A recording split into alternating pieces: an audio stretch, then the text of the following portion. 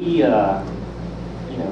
kind of threw out a lot of different ideas, and it was kind of a long process. But I think at the end, we really got a real sense of clarity of everything, and it sort of all came together for us. I think what we saw as well was the importance of clarifying what a member is, and how that will really help sort of form the communities and kind of help us kind of grow from there. Copies that came up for us, and I thought we had a really good discussion, was the permanent and temporary commitment, and that's how do we look at that for, let's say, an adult group, and how do we look at that for youth and young adults. So there has to be a great clarity in that, which means more formation and understanding of that. The other part was how we look at diaspora members. Diaspora member here and then associate members was brought into one section, and those are two separate identities. And so we needed to look at that more. But on the whole, I think our co-responsibility also for finances, we just had a question on that, how that would work. And let's see. I hope I covered it. A sense of priority in terms of how important is this to, or did you get a sense of that in the group? Oh yeah, that the membership and identity for my memberships, and how that's going to come out more, and formation is really key to all that. And how are we really responsible? Is that all? Sophie. We were also asking ourselves to pray for interior freedom, to be rid of attachment, and to look at the bigger picture and not to be bogged down by the details. For our group, we, first of all, thank you so much to the working group. The work and whatever we were reading here and reflecting on, this gives us a lot of sense of peace, big peace, as well as a lot of interior freedom. Regarding the priority for our membership, community or cluster. Just do membership right now. For membership, we feel very, very relieved that we are heading into that direction with a united front. Now all the groups are being invited to seriously discern, and we have clear three phases here: new member, and then the temporary and the permanent commitment. It gives us a sense of freedom in that regard, that for all of those existing members who have been with us for over 20 years, etc., now they are finally being invited to discern and choose this way of life to belong to CLC USA, and not to be cruising along and receiving all of those benefits. It's like in a marriage, living in a marriage, but no, I don't want to commit to you, and I don't want to make that commitment. I don't want to be married, but yes, I do want to have all the benefits of having a partner, having all of that. So we really make that comparison. And basically, we are very thankful. The only thing that surfaced was regarding the financial responsibility. We are relieved that it's no longer a distinction between, oh, you are not a member, you pay less. Yes, I am a member, I have to pay more, and I have to do more, and I'm qualified to do more work. Like a few of us carry the load for the entire community at large. So that help.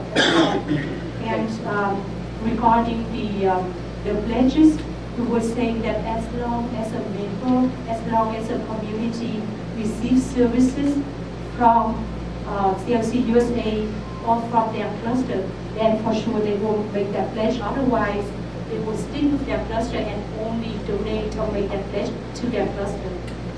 Well, actually, we ran out of time.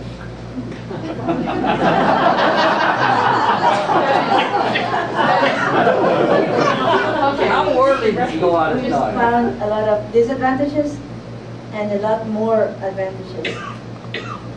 And mainly, I would say the concept of membership and advantages for forming clusters and financial responsibility. We found a disadvantage because now we have problems. You know, people paying their dues. So if we switch to pledges, what's going to happen? But then on the other hand, we don't want the financial capability of a member to define that if it's a member or not. So maybe it will take time, and will encourage responsibility, more responsibility. Sometimes if you're required a service and you ask how much do I owe you, and they will tell you $5, you give them $5. Sometimes they say, well, whatever you feel like giving me, and then you give them $10. So maybe same thing will happen with CLC. If we, you know, yeah, we can. Are you going to trust in God or not? Thank So, I think that that's an advantage. And so, so it's the same, really the same too. As you listened in your group, was there a sense of how much of a priority this is? And then secondly, was there something that emerged as a leaning or a dominant kind of sense of the group? Okay? We certainly thought this was a priority. We also felt that of the three, this was the clearest, least problematic, most straightforward piece. I guess the issues we had were around formation, how guides would work, how resources would come to the community. And a particular consolation was having the community accepted by EXO.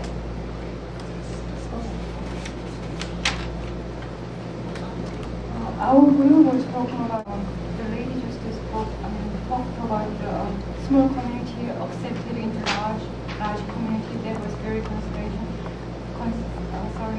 We actually talk about the same thing. Small local community was accepted into larger CLC USA. That was very very important for us, and also having developed the formation guidelines and other programs for the community. That is very critical because in our group we have 5 different regions and we have 5 different versions of the formation program. So maybe it can happen to all of the places. So I think we can have standardized or uniform guideline or formation program. That will be very critical for all of us, as a community. More of the advantage than disadvantage. Again, you know, with the guidelines being finally developed, that's great. Don't take too long. But there was still, you get this message. But there was still some tension around the guide's role, you know, the community guide's role, and how that works, how it's supported. But we definitely agree with everybody that this is the essence. I mean, besides member, this is the core. Definitely the lack of community guides has really brought up how, again, formation of communities and how important that is to have. So we're happy to see that not only listed above, but then at the bottom. And then also how much work the executive council is going to have in trying to make sure that all of this happens. That's a lot of work. And the guidance of the delegate assembly, our question, it was who's going to form that, who's going to take care of that, and so that was a great deal of work that is going to go into that. Yeah, just to move forward with it. Sentiments, the importance of formation, and some we tried to not get off on delegates versus NCC, but we talked a little bit about that. But I think the energy was there. Again, it was noted that the articulation of all of this is very important. Actually, we were pretty much concerned about the role of the delegate assembly and the formation of the new delegates, because they're going to have a huge responsibility. Then on the other hand, we saw that as an advantage, because it will bring new voices and new visions. So we will have to balance, the amount of disadvantage and the amount of advantage. Priorities, yes, community is a high priority, because this is a good chance for us to have guidelines, like Kitty said. We need the guidelines in place as soon as possible, so that giving the new cut. But it is good advantage that our community will be formed, will be solidified, and will be authorized to accept, yes, we are a community, or we still on the way on the community stage. So this is a good chance for us to clarify who we are, where we are at, and what we need. At the same time, formation and guidelines guide is important for our community. The only disadvantage that for the community that not ready yet, this is time for them to discern in the time period. That we invited you to reflect on are anchored, as Rick said, in the guidelines for national communities in the general principles. So attending to those responsibilities as a national community really isn't something you can walk away from. And I think that sense of, we really do have to look at that. There seems to be a consensus that it just can't be more laissez-faire, let it ride. We don't want to disturb anybody from their ideas of what it means to be a member of Christian life community, which is world and national as well as local. So clarifying what the vocation is and how that is in the individual and as group seems to be something that this group, just to sort of test where it might all come together, something that needs to continue to get a fair significant attention from the current governing body in some way, giving it to a group that brings back to that governing body some way of proceeding with this and some recommendations, you might say, on an operating plan.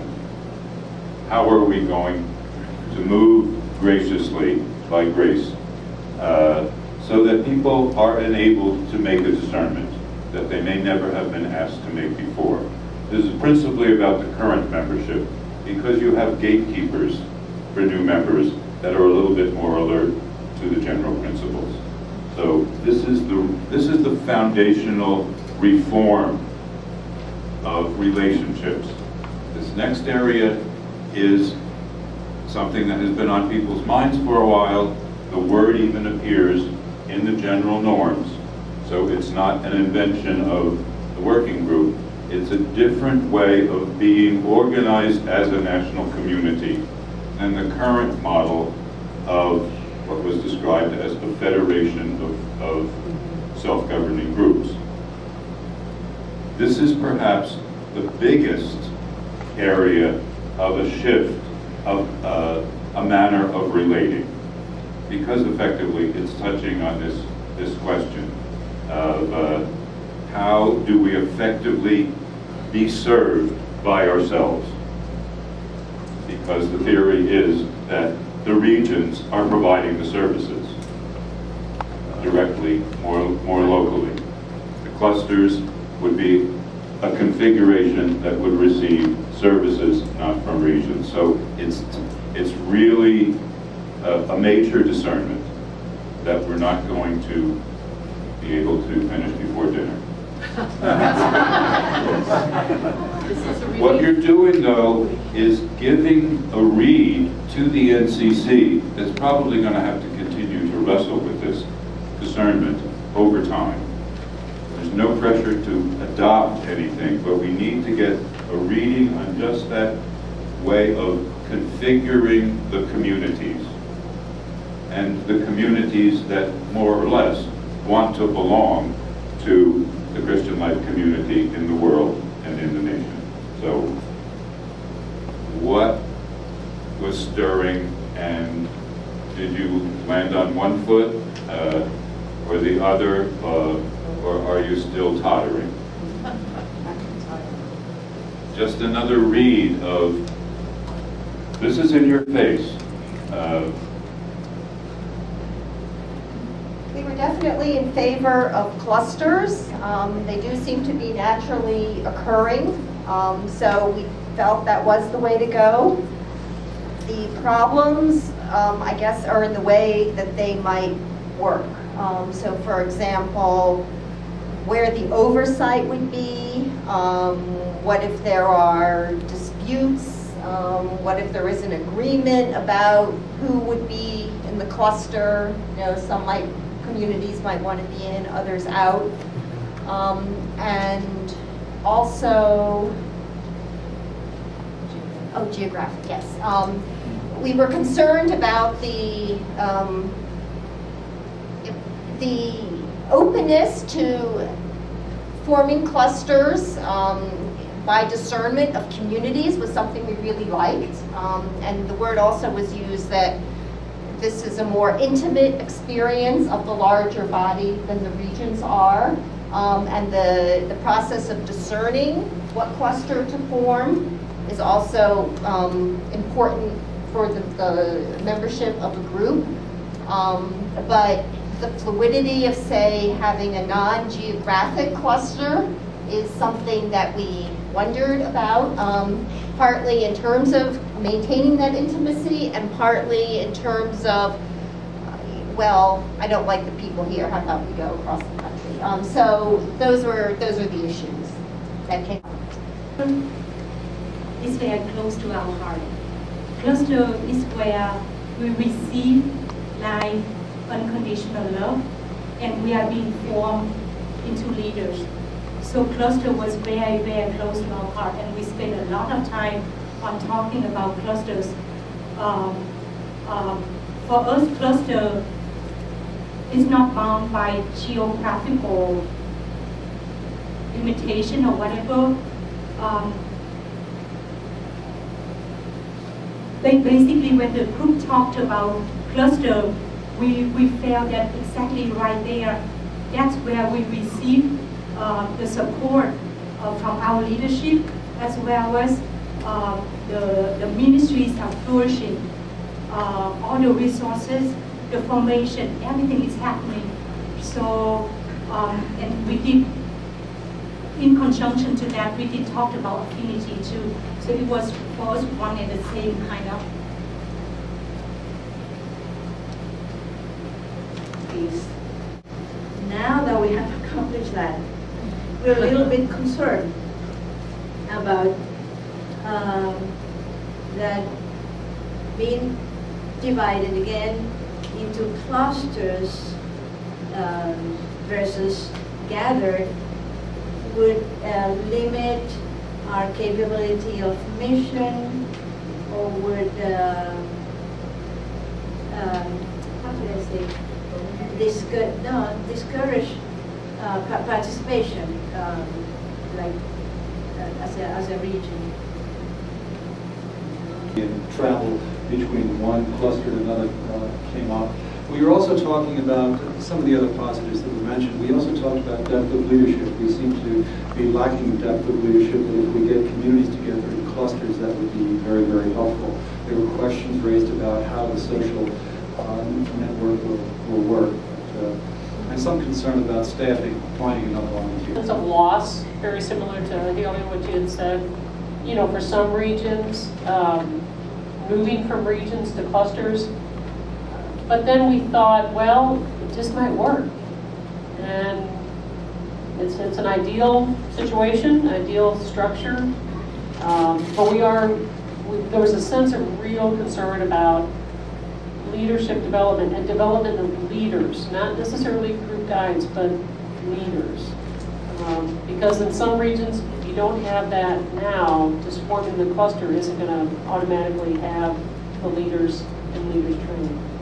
And a positive attitude and then unification among the local communities. And then one drawback was we discussed about at the same time it might bring some unnecessary division and some competition among small communities. That's our concern.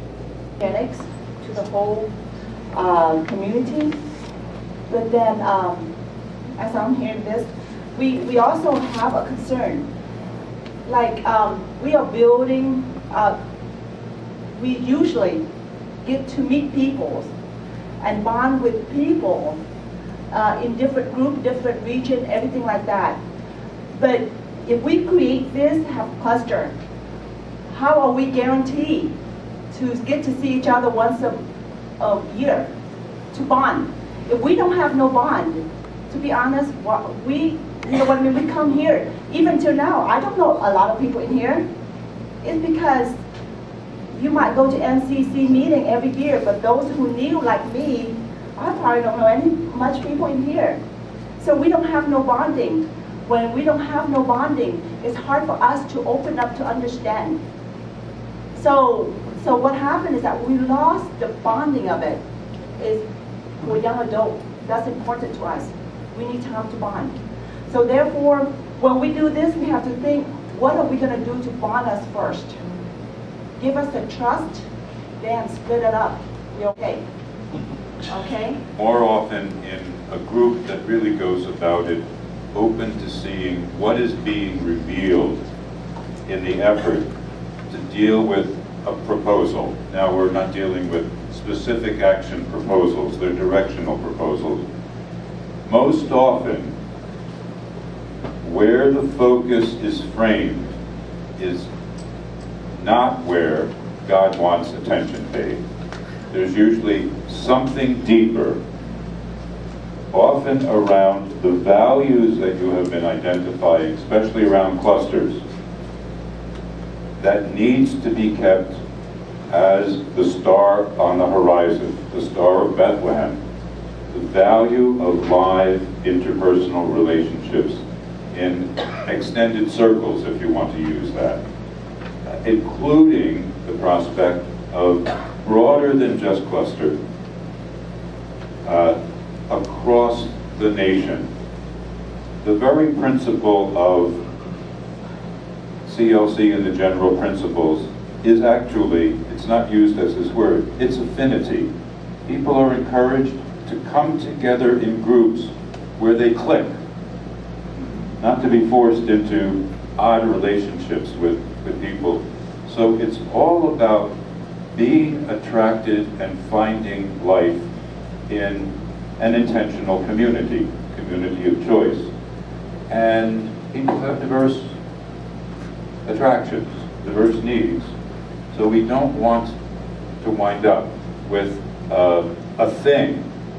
There'll be a manner of relating that I think the consensus in the room is the value of people being formed to discern how to continue to experience the richness of the diversity that is present in the body, and not to be cramped either by present or future structures, not to be limited.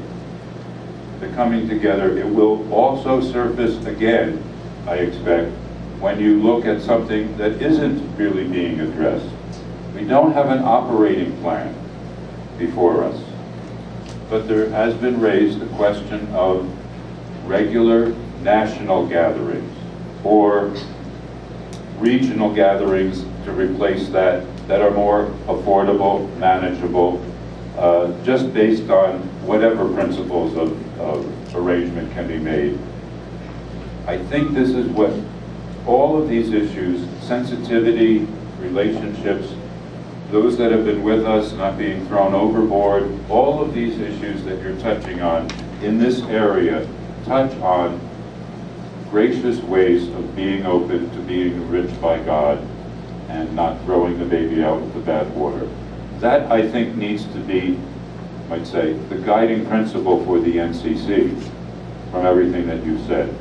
that value of making sure that it's not creating a thing, but a means of more effectively relating with one another to experience the richness and be formed. The main task, actually, of leadership, even in the corporate world, is the formation of the existing body, ongoing formation.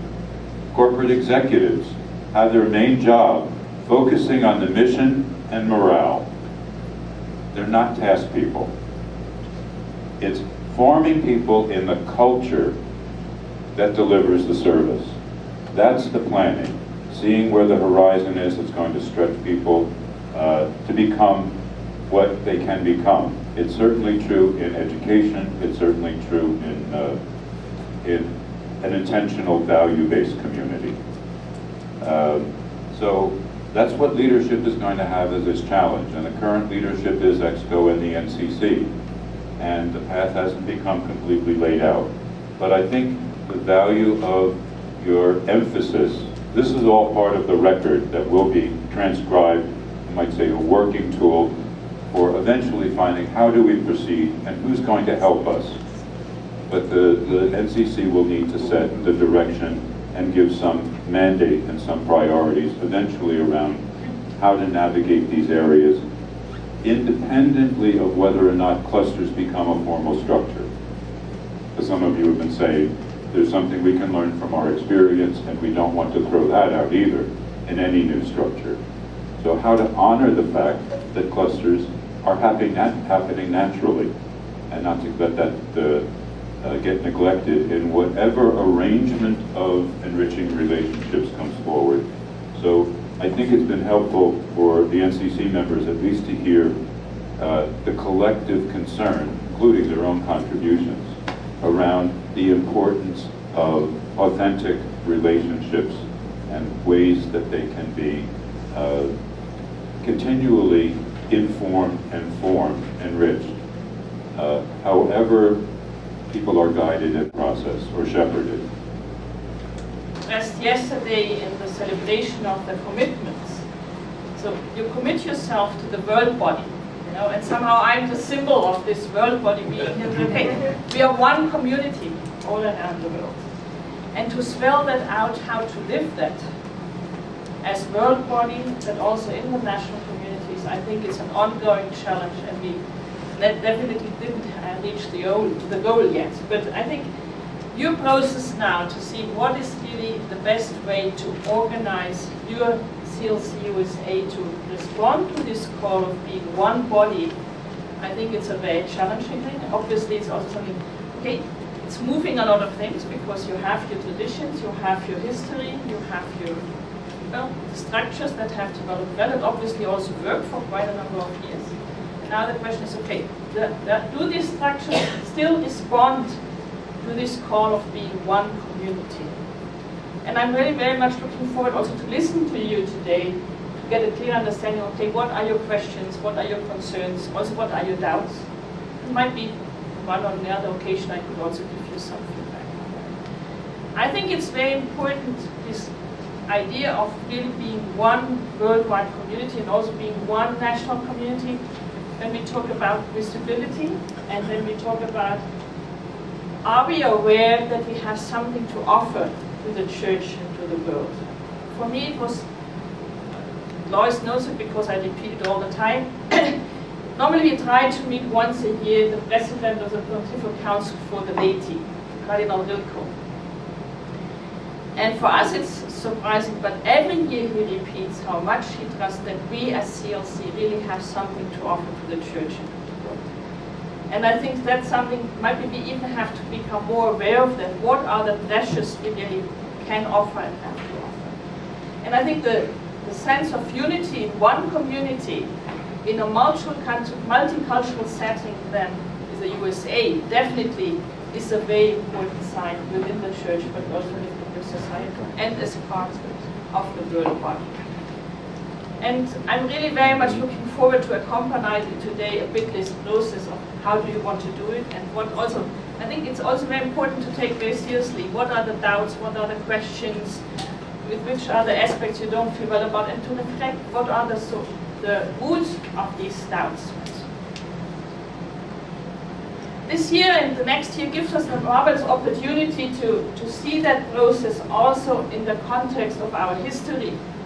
This year we celebrate 45 years of the general principles of CLC, and next year we will celebrate 450 years of Marian congregation, so really of lay Ignatian-inspired communities. And I think also to see our own processes today in this wider context of 450 years of the first ones who tried to live this way of Ignatian lay vocation based in community, mission and spirituality, I think it's also might be very encouraging to, it's not just us who are struggling with some issues, but we can see that in this wider context. And we can see that in the wider context of the world body. I think in all this process, and I think again, the celebration yesterday with the commitment was great. The community that really unites us is the world body. And we have this process of incorporation, both at the level of the individual and at the level of the community. The incorporation is, okay, I want to be part of this body, so I join one body. And also this certain sense of accountability or of this mutual commitment. I think it's not just the individual who says, okay, I commit myself to the way of life of CLC, but it's also the commitment of the community to accept the person and support the person. I think that's also something we want to live really as a worldwide body. So the process now, for example, CLC USA accepted to be the godparents of the Vietnamese CLC in Vietnam, so helping them to get a deeper understanding of the worldwide body, and also say, okay, we are here also to support you. We want you to become members, incorporate to the world body, but we are also the symbol that the world body supports you in this process. And I think this mutual support also for me is a very important dimension of this unity in the one world community. We are approaching step by step the next World Assembly that will take place next year, end of July, early August in Lebanon. We still pray very much that it will be possible to do that in Lebanon, because I'm really convinced it would be a marvelous sign to go to the Middle East, both for the Christian in the Middle East, but also for the world community to become more aware that we have 3 national communities over there. They are struggling hard, but doing their best to really secure a very deep Ignatian lay presence in them. We selected as the topic, you might have read it already, from our roots to the frontiers. So really rooted in these 450 years of history. But see, okay, with all the treasures we could collect, with all the charism that was more and more specific, to say, okay, what are the new calls? Where is it up to us to go beyond the frontiers we see so far? What are the challenges we face, and how can we do that together in the one world community? Next year we will be in Miami as World Expo. You might have heard about it. Second half of February, the World Expo will meet in Miami, and I'm very grateful for the hospitality of CLC USA to invite us to be here. And I think it will also for us be an excellent opportunity to learn more what's going on in your country, but possibly also for some of you to be in touch with the World Expo, not just see the president and Lloyd, but also see others. And also the World Expo really reflects a worldwide view of the body. So I think it might be for some of you a marvelous opportunity to do that. And in this meeting, of course, the main topic will be to prepare the process of the World Assembly.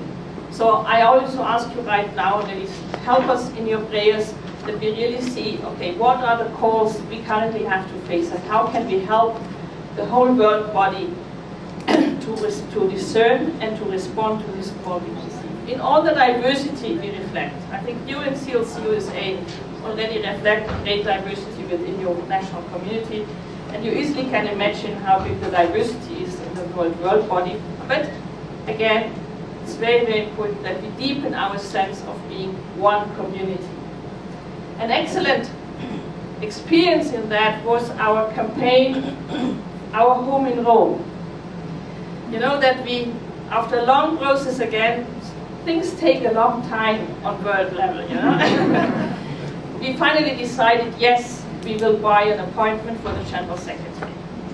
And we launched a campaign in the whole world community, and I'm very grateful for the marvelous contribution you did here from the United States. I think I was told this morning it's nearly $60,000 US, and it's about a seventh part of the whole investment we have to make.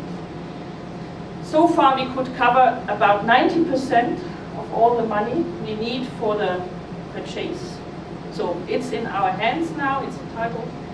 And with the loan of CLC Australia, I think if everything done well, definitely won't take us more than 3 years to be free of all types of debts related to the purchase of the apartment. And even in the budget of this year, we could already free some money to be invested in apostolic services. Because the idea was really, instead of always having to pay nearly 20,000 euro for the rent of an apartment, to say, okay, we will still need about 5,000 for the maintenance and tax and so on, but I think that gives us about 15,000 euro more really to be invested in our services. And I think at world level, that's a lot of money. And I'm very grateful that really through the support of the whole world body, we could move into that.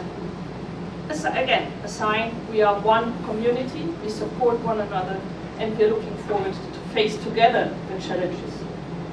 Thank you very much for the chance to be with you. I will be listening very carefully to your concerns, and possibly today we will have some more time to reflect together. Thank you very much.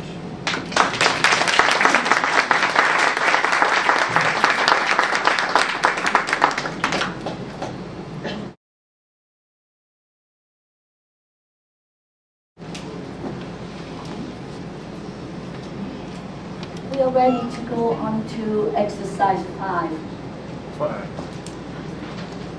We have some handouts that talks.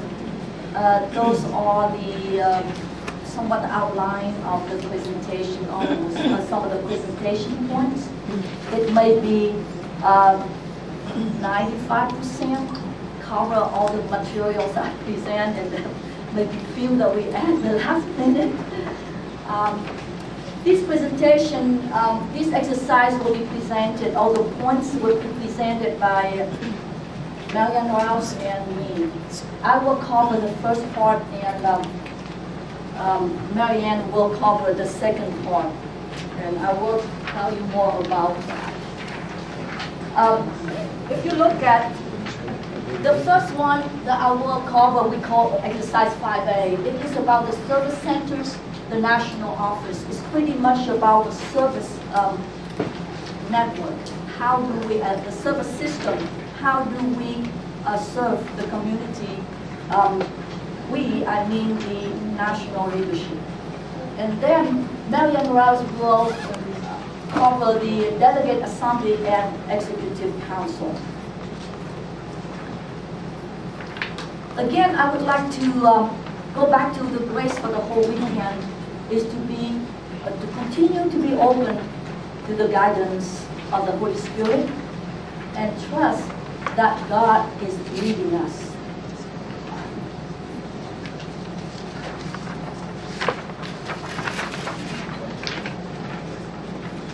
This exercise 5 will have presentation roughly 1 hour. And then we have a long, like yesterday, reflection. It's 3 hours and 30 minutes of reflection. Some personal, some small group, and then large group. Service Center and National Office. In 2010, we had one of those guiding principles that we give to the working group as a mandate to develop a framework for the reorganization. So the guiding principle related to the national office, I have it on the slide here, is reorganizing ourselves, include addressing and ongoing practical needs for certain national office that provide service to support the functioning and growth of CLC USA, which include the work of national committees. So you will see the national, there are points in here we're talking a lot about the national office. We used this slide from Rick Kunkel's presentation yesterday. It is, the key is the cluster. That's how we start the local communities going clusters, and out of clusters we have delegate assembly, and the delegate assembly will select the executive council, and the national service and the executive council will manage an office called National Service Office that provide the service to the clusters, to the local communities via the service centers. And leadership out of the service center pretty much coming from the body. Here again, this is the slide that we have. You also have the handout here. If you, in the handout, you have that visual aid too. But if you look at this, you can say this is the servant leadership system. This body is the leader of the national leadership that provide the service to the clusters of communities. What we see right now is, out of yesterday, our reality of our current structure. This leadership body has a lot of, in terms I can say, it's a challenge in terms of communication, in terms of deliver service to the local communities. And I heard it very clear that there is lack of communications.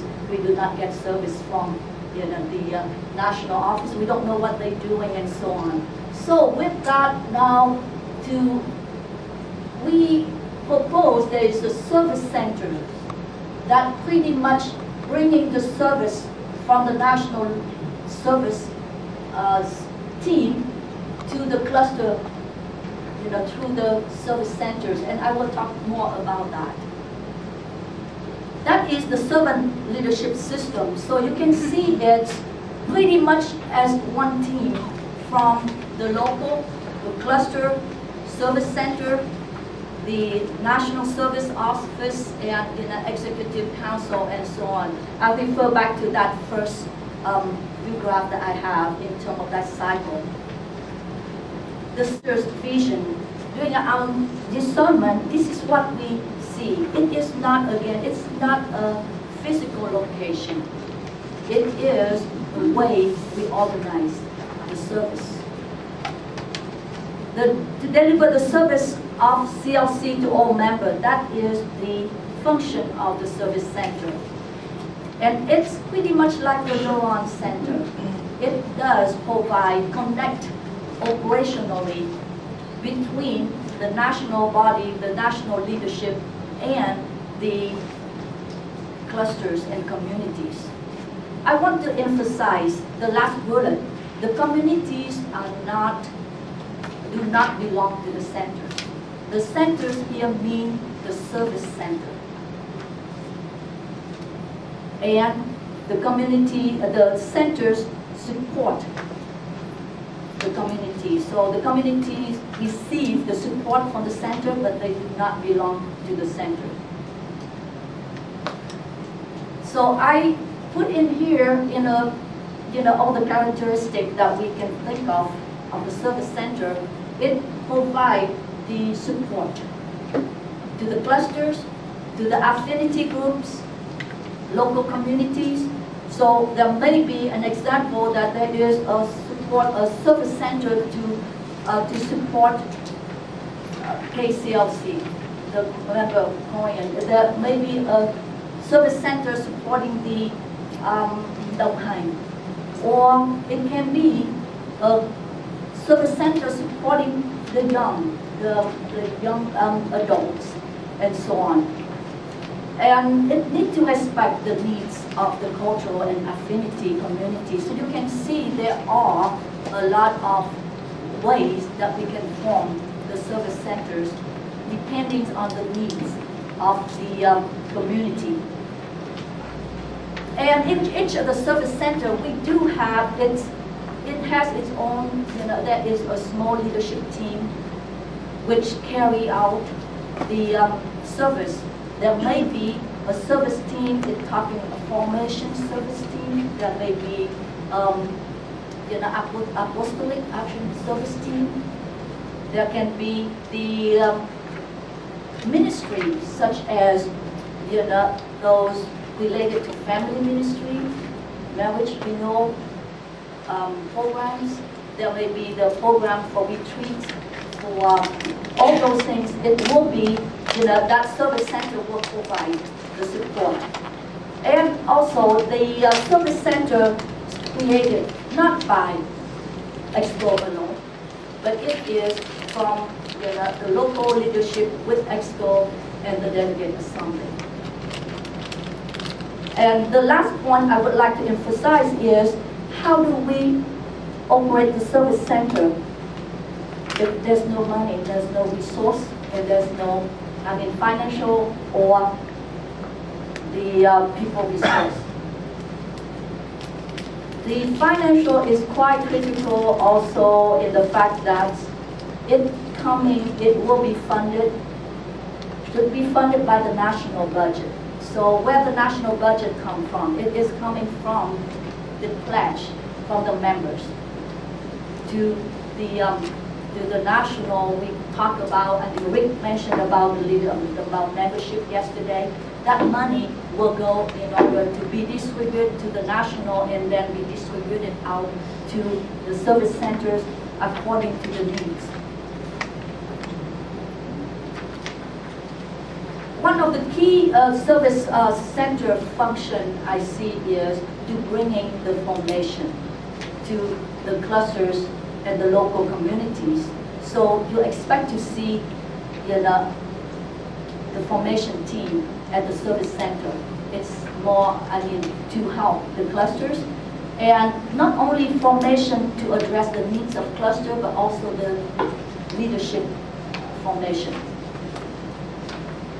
The service center also is a mobilization and implementation center for ministries, national programs. Right now, it's pretty much each of the region has its own programs, but with the centers, the programs, one is a national program, can be implemented throughout with the help of the service centers. And it's also the service centers, as a Noran center, will provide opportunities to bring together large gatherings of CLC members for events, such as if Dong Hang has a service center providing support for Dong Hang members, then that service center will have big gathering for the people in that the service centers serve.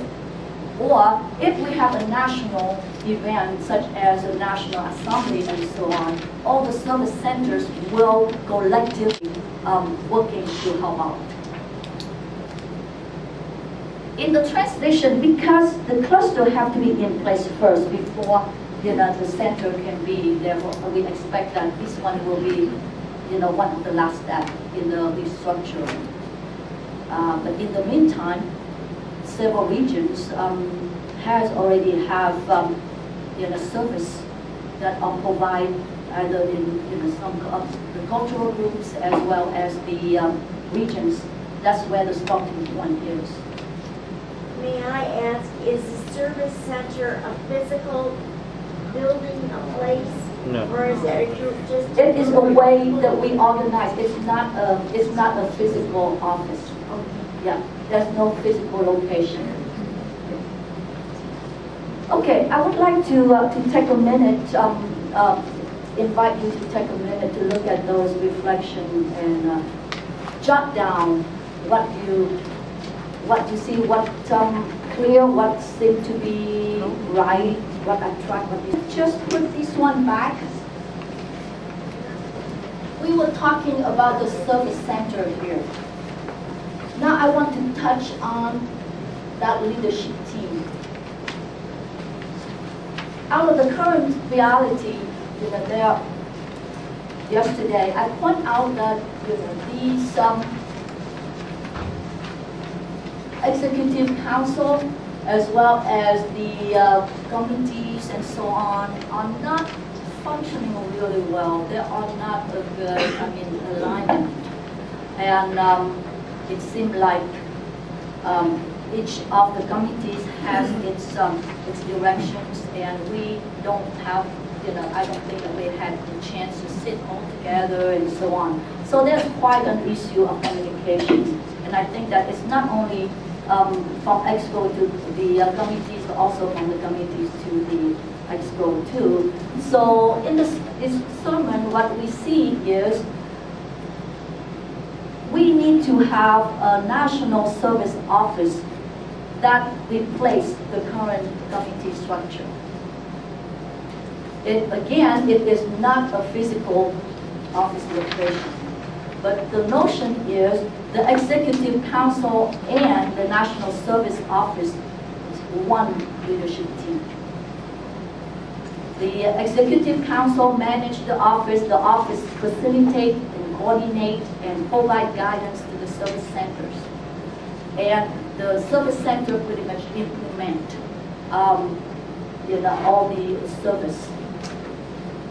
So what I see here is they're all, as nice becoming a flower, but they all interconnect in terms of one leadership team, so we all work together. The characteristic is, for the National Service Office, is to coordinate, facilitate, give guidance to the service center, and we do not take charge of the service center, but we give the guidance, facilitate, coordinate it. We support and empower. It's a lot of role about supporting. The service center will do a lot of work. EXCO will collectively manage the National Service Office, so EXCO will select a coordinating director for each of the National Service Office. I will show you which we propose. And EXCO also select the administrative secretary and also the national accountant, because we are splitting the treasurer right now doing both, but I think that there ought to be the accounting and the other thing will be some in an office, and it will be oversight by the treasurer. And for each of the national office, there will be an EXCO member that serve as the link with each of those offices. So you can see they're all in one team, they're all connected. Here is the proposal that we have for the National Service Office to meet the needs. You can see the aid formation, definitely, and the communication, apostolic action. There are also national programs such as the marriage renewal workshop, the retreats, also the young youth and young adult programs and so on. They are in the national programs. And even the EA, the ecclesial assistant, they will have a team. We don't have a luxury anymore that we have EA for each of the region. That is not. But it will go toward serving the needs. So there may be 4 or 5 team of EAs with special skills that they will be providing the support, the service to the whole entire national body. The details, this is you can see in the handout. We gave not the document that we hand out before, but by no means it is complete. It is pretty, the purpose and function of those national offices need to be further defined. But we give out some few points in that in the handout. In the transition phase, I think this one can be transit starting with the existing committees, and we start from there. So I think that if been approved, then will be something that can go pretty, one of the first few steps of the reorganization. We can start implementing the transition with the existing committees. So again, I would like to ask you to take some moment to go back to the presentation and jot down what in you that either attract or disturb the soul.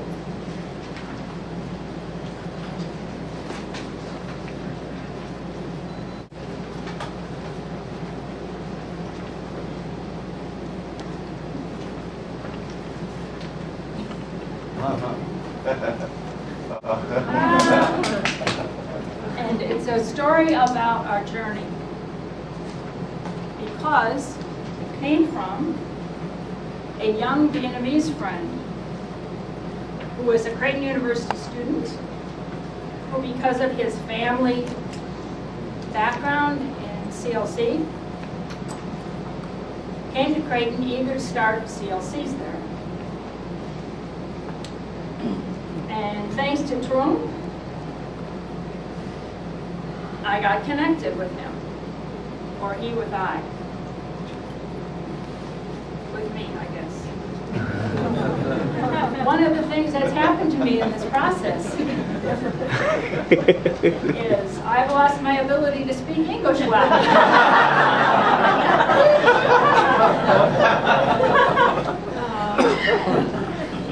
Well, you may notice that later. So anyway, this is a significant, shirt for all of us. It's the first time that I've had a real live connection with a student in CLC in Omaha, Nebraska, for a long time. And what kind of support the adults there are going to be able to give him and his, with the campus ministry, etc., is yet to be a part of the process. But I want you to think of that real live example. And a wonderful young man, to boot, who knows what his relationship with my family will bring to us. God knows, and that's what we're about here. Trust. Okay, I need help. Oh. I am not the IT whiz in the group, as you can tell. Although I used to be worse. Okay, so I am going to present a few proposed notations and things about delegate assembly and executive council, which is a part of the rest of this story. A bit of grounding in the GPs for me and us, and a presentation about 20 minutes of those. And it'll be a simple comparison, although not a full comparison, of the current and the proposed. When I sit down to, by the way, this is the piece of the action that I described